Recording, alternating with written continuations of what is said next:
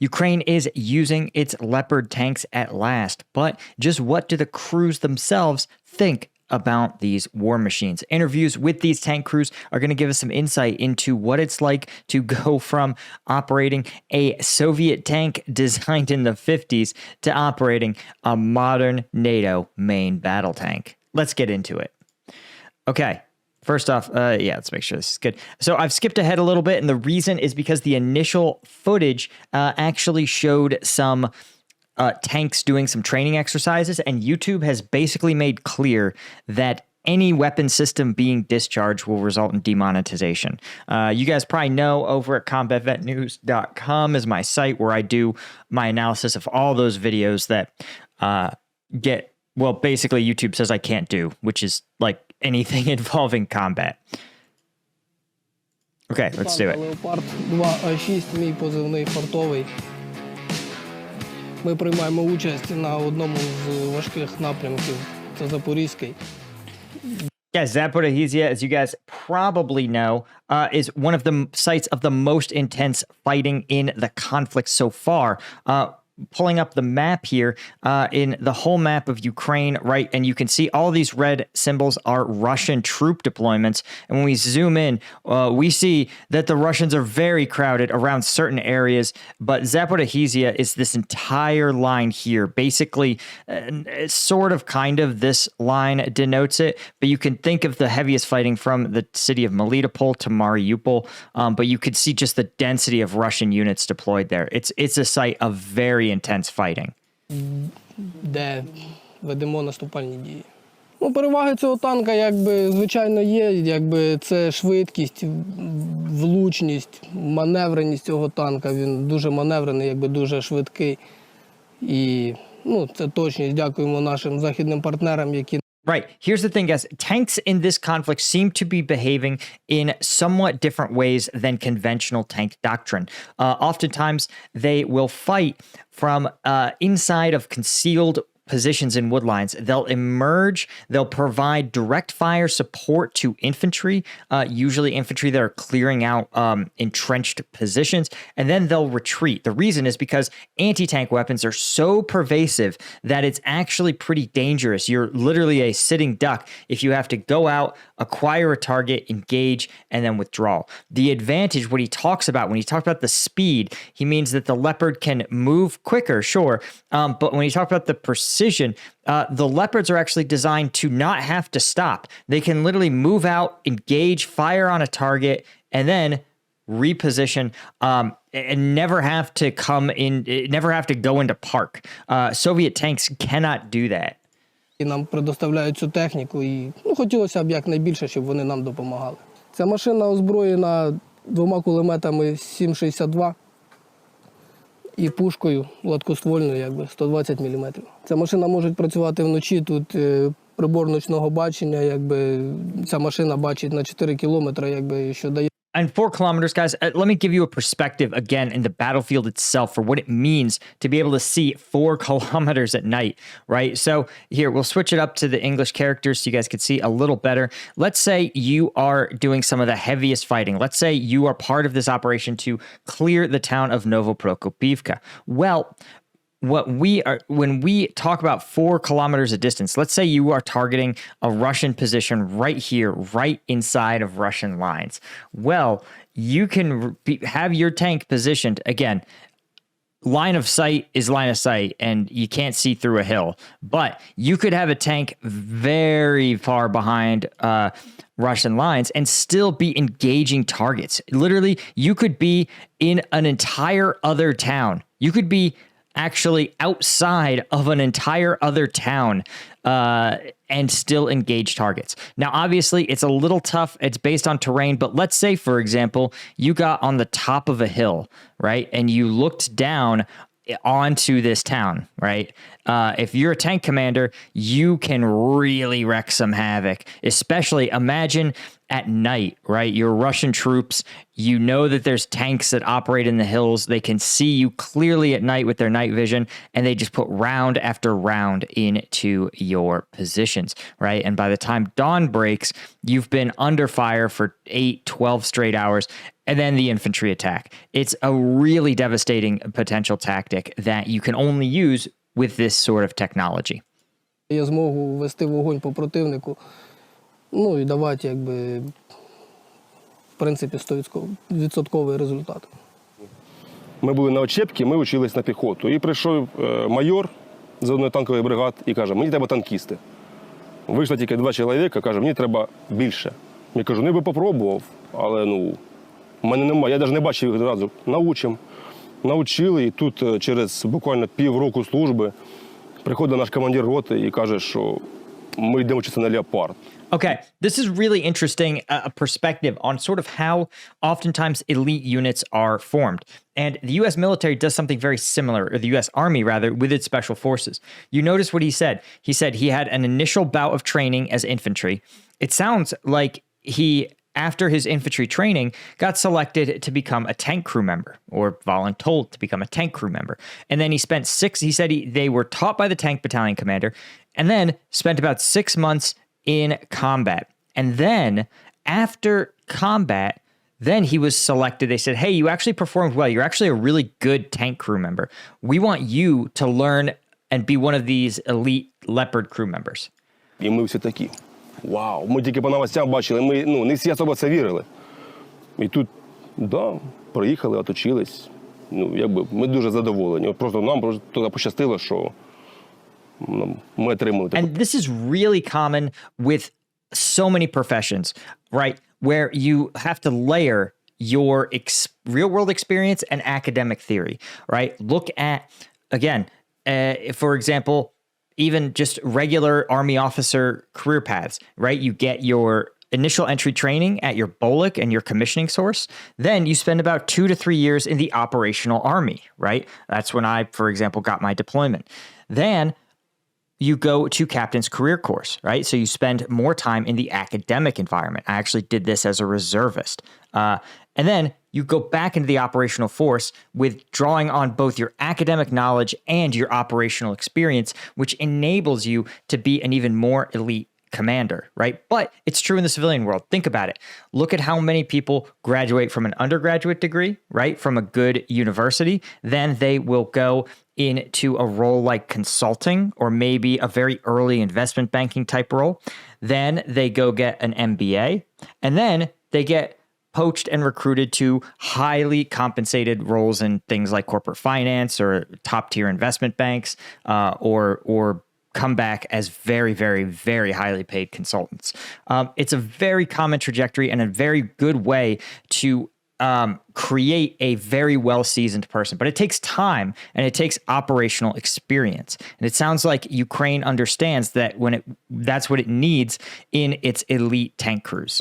Техніку. Я вам скажу, я дуже задоволений цією машиною, так як ми раніше були на Т-64. Okay, he was operating a T-64 before, guys. So, okay, if you were willing to fight as a tank crew member in a T-64, and now you're fighting a Leopard, that sounds like you've traded like a 10-speed bike for a Porsche. Okay.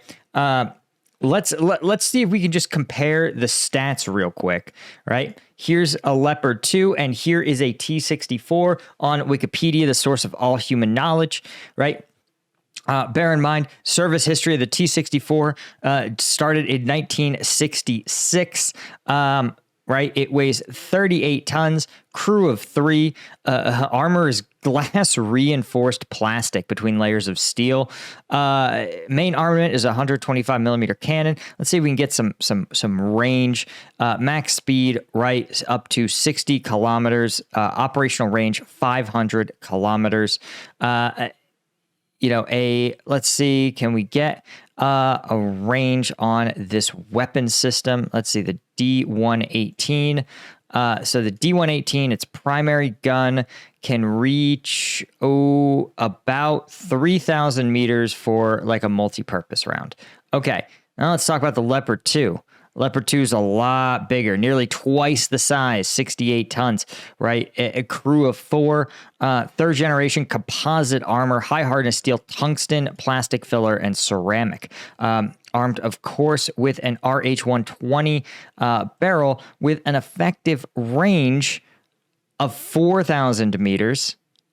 And with an anti-tank guided missile up to 8,000 meters. So you're talking about something that literally shoots almost 25% longer than its Soviet equivalent. But the accuracy is also unprecedented, right? Let's talk about the range real quick on the Leopard 2. Leopard 2, right, operational range of about 340 kilometers, but a significant increase in power, right? Just a massive, powerful vehicle. Though you do understand why the T-64, in its own way, has its advantages, right? It is extremely lightweight because it's half the size, but just lacks any of the protection. So I think the upgrade is just massive. Can't operate at night, obviously. Doesn't really have a lot of stabilization. Even with the modernization, right? They've updated a little bit to fire some NATO standard missile systems, but let's see if they have a depiction of the interior of the tank. They don't appear to have it, but it's the upgrades in a Leopard 2 are just like significant laser rangefinders, and he'll talk about it. But you see how it's just it is a hugely heavier, much bigger, much more potent tank. 4. Нас навчали десь місяць, і недовго ми воювали на них, і ми прийшли на Leopard. То різниця дуже велика, тому що саме головний плюс цієї машини – це виживаність екіпажа. Тобто ти виїжджаєш, я більше спокійний за своє життя, життя своїх побратимів. Тут немає такого ефекту, як радянські техніки, це детонація боєкомплекта і виліт башні, так сказати. Yeah, this is just a NATO thing, man. The Soviet tanks, basically, if you got through the armor, those things were going to blow up. The ammunition, right? You're already driving a vehicle that is basically an armored shell wrapping up three to 4 people, a bunch of explosives, and a bunch of diesel fuel. So if you have a spark go off inside, the danger is significant. So the fact that the Leopard uses some of its weight, some of that extra weight to isolate the ammunition is a huge deal. Ну, друге таке, може це не саме. Oh, wait, I think I got to skip through this, actually. Sorry. Because it's, well, actually, I'm just going to blur it out. Може це не саме головне, але для мого росту я себе доволі комфортно почуваю. Тобто швидкість цієї машини, це дуже важливо в нашій роботі, тому що треба маневрувати. Yes, this is again what we talked about. Because this battlefield has so many individual anti-vehicle weapons, anti-air weapons, anti-armor weapons, and they can be carried by any soldier, any light infantry soldier, that it's so important to maintain maneuverability. If these tanks can move and shoot, then they're going to be way harder for Russian anti-tank weapons to target. При веденні бою доволі швидкий, доволі маневрений і доволі плавний. По поводу, як наводчика, я дуже довольний, це оптика. Тут оптика просто шикарна. На 4-5 кілометрів, навіть більше, я бачу шикарно. Я можу побачити техніку, можу побачити живу силу. Right. I mean, imagine if you could see individual soldiers at 4 to 5 kilometers, and then you have a weapon that we saw. It reaches 4 kilometers. If you can see them, you can shoot them. And that is a huge difference from a T-64 that probably has very limited magnification in its optics. Що ще сказати? По поводу стабілізації. Оце саме шикарне, що ми можемо їхати на великій швидкості 50-60 кілометрів, і по пересіченій місцевості я можу вести ціль. Просто плавненько. Це Right. Oh, here, you're going to see it. You're going to watch as this tank goes over rough terrain, and you're going to watch the barrel remain totally level. That means the tank can move and shoot simultaneously with a super high degree of accuracy. See, oh, look. This is actually a beer glass. It's a beer mug full of beer. Це Watch. якісь відео в інтернеті, де німці ставлять бокал кекс з пивом, да? І це правда, так воно і є. That is how stable it is. Because think about it. It's just like lining up a shot. A 4-kilometer shot means you have to be perfect, millimeter precise. And you have to be able to do it while the tank is driving over things. Again, imagine you're a Russian anti-tank gunner and you're assigned to take out a T-64. You just wait. It's going to stop. It's going to raise its turret. It's going to line up its shot, and then it's going to fire. And so you just have to wait and watch. But imagine seeing a Leopard that rolls out, acquires a target, fires on the target, and just turns around. You never get to line up a shot. Unless you have a very smart weapon, you can absolutely target. You'll never have a chance.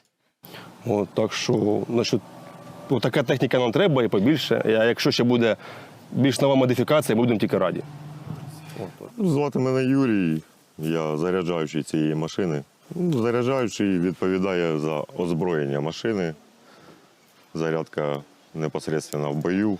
Навідник подає команду, який снаряд заряджати, по якій цілі працюємо, вмикати кулемет. Мені сподобалось, як зі сторони наших західних партнерів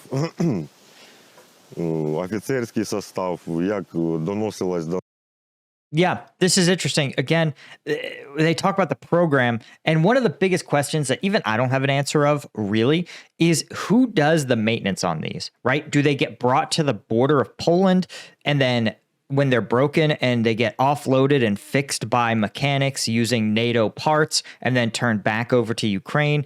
Do Ukrainian soldiers maintain the tanks, but they get parts from NATO forces? Do they just have all the parts and all the things sent to Ukraine? Do NATO mechanics go and train their mechanics in Ukraine? Do they train them in Poland? How does this actual integration work? Because remember, in a T-64, one of the core design philosophies in Soviet equipment was the maintenance, right? They didn't want high precision, high sophistication vehicles because they were hard to maintain, right? The Soviet experience in World War II meant that they understood that they needed to be prepared to fight alone and manufacture all of their equipment alone. I know what you're thinking. In World War II, the U.S. provided the vast majority of Soviet war material. You're absolutely right. But the Soviets pretended that didn't happen. And in some ways it didn't. They still had to run the total capacity of their entire country plus the U.S. war material to beat back the German war machine. But as a result of that, they said, how do we make a tank that's not going to require us to suddenly build an entire factory dedicated to precision optics? In contrast, NATO countries, when they started using defense contractors, those defense contractors actually had an incentive to use very sophisticated technology for a couple of reasons. First, so they could outcompete other defense contractors who were building other tanks. Two, because you can sell, it's like, you can sell a Leopard, right? But for a lot and make some money. But if you really want to make money, you sell a Leopard and you sell a lifetime of maintaining those parts. Because it's a literal war machine, dude. It gets beat it gets beat to hell. And every time you have to make more optics, you have to make another widget, a sprocket, put in some fancy lubricant.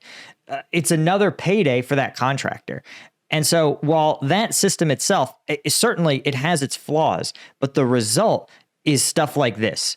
Ultra high tech, incredible technologies. До нас сама програма ця навчання, як офіцери з нами поводилися, розуміючи, що це для нас як Жигулі і Тесла по порівнянню, то Багато було у них думок, що ми не зможемо опанувати цю техніку. Ну, вони були дуже шоковані, коли самі сказали, що, що ви молодці. Вони не надіяли, що ми її опануємо. Well, here's one of the things, guys. When you're a tank, a typical soldier in a tank battalion, right? How many hours a week do you think they spend in a tank? Honestly, I'm gonna let you know that the actual number is probably close to zero. That's the reality, guys. The average week, the typical week, I would suspect that a tank crew spends nearly zero. Right? If you averaged it out over a year, it's probably like 30 to 40 minutes a week, honestly. Because the Army has a whole bunch of non-tank administrative requirements. They oftentimes use tankers for other things. And this is the Army, but this is the U.S. Army, the most well-funded Army. Germany, controversially, had a large portion of its tanks simply not operational until a few years ago. Let's see if I can find the article here. German Army tanks don't work. Right? So here you go. Yeah. Our tanks are kaput, German general warns. Thank you, Politico, for making a pun. During recent exercise, all 18 of the participating Puma infantry fighting vehicles broke down. This is probably a lack of funding and maintenance. The defense minister actually called an emergency meeting with the generals, and they're saying tanks, but this is just emblematic of the state of, they're saying infantry fighting vehicles, but the same thing is true of the tanks, right? There's a bunch of manufacturing defects that were never corrected. Ukraine, there's like huge problems with this level of what they call readiness. And the fact is, if you can't even participate in an exercise, it's really, really dangerous for your own readiness. But it also means that how many hours do you think a German tank crew spends in their tanks? As we saw, they could not participate in a single exercise without having the tanks break down. So to sit there and be like, these guys, let's contrast it to a Ukrainian tank crew. Every day, this dude wakes up, maintains his tank, and climbs into it and does real combat operations. Like, I hate to say it, but as much as NATO loves to pat itself on the back, they built a great tank. But in terms of tank operators, this crew in 6 months probably got more hours in their tank than 85 to 95% of currently serving active duty tank crews in NATO countries. That's the bottom line. They've probably put more rounds in here in a day than a typical U.S. tank crew fires in like a month, right? Or not a month, in a year.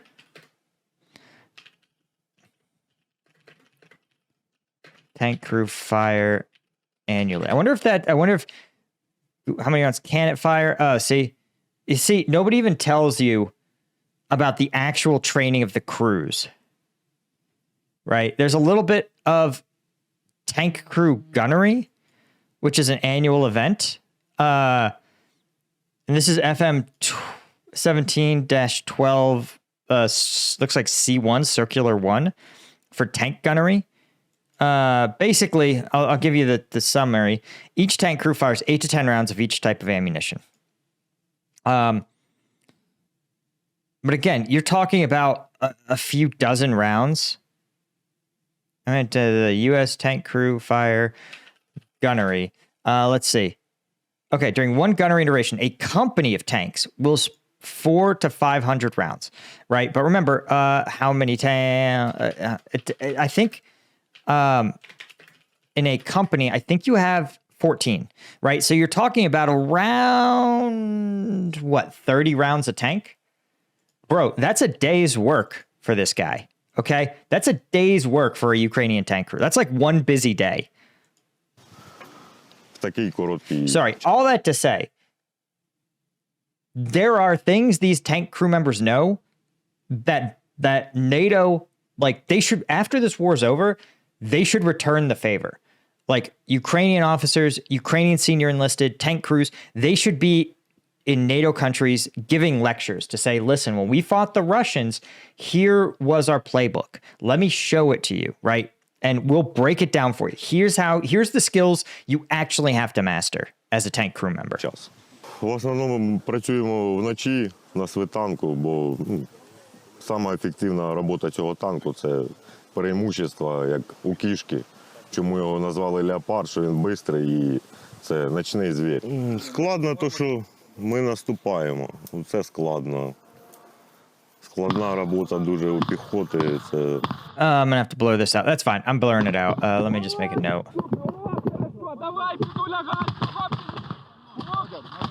Yeah. Сама важча. Oh, okay. This is actually viral footage. And this is, these Ukrainian soldiers are in this trench. They're taking fire. And this Leopard just goes alpha Chad mode. I think there's actually, it's partnered with drone footage. It's on Combat Vet News, by the way, if you want to check it out. And the link will be to that will be in the description. I also did want to take a quick shout out to something I've been working on for almost a year. Strike Gum, pre-workout gum, just launched. Basically, the story is that when I was in Afghanistan, I drank energy drinks like it was going out of style. And when I was fighting MMA, like I just needed caffeine. The problem is as you guys probably know, energy drinks are super expensive. They taste gross, especially if they are room temperature. They're impossible to store. I used to keep Rippets these military issued energy drinks. I would stuff them in my cargo pockets. And when I would walk on patrol, they would like clang together. And then they were getting shaken up. So I would have this shaken carbonated soda that was 110 degrees, and I would have to drink it when I was feeling fatigued. Anyway, finally, I worked with a manufacturer in Denver to solve this problem, right? After 15 years after getting back. But I've created Strike Gum. This is an entire energy drink in one piece, 90 milligrams of caffeine. That's as much as a Red Bull, as much as an Amp Energy. And best of all, if you go to Strike Gum and order some, 50% of the profits from this first production run are supporting Ukrainian charities that aid injured and displaced civilians that have been injured in the battlefield. So if you want, go to strikegum.com. We also, if you're an energy drink guy and you're really looking to replace your energy drinks, we offer a discount if you do a subscribe and save. So you can order just a pack every week or a tray every month and keep that steady supply of Strike Gum coming to you. Again, on a per piece basis, it's like not even close. It's like a quarter of the cost of an energy drink. It's like a fifth of a Red Bull. Trust me, it'll save you money and it will hit way harder. So check it out at strikegum.com. Ця робота удержувати те, що ми зайняли, і удержувати його. Намагаємось всякими силами допомагати просуванню, знищенню ворога, і збереженню наших територій. Коли піхота бачить танк, то у неї виростають крила.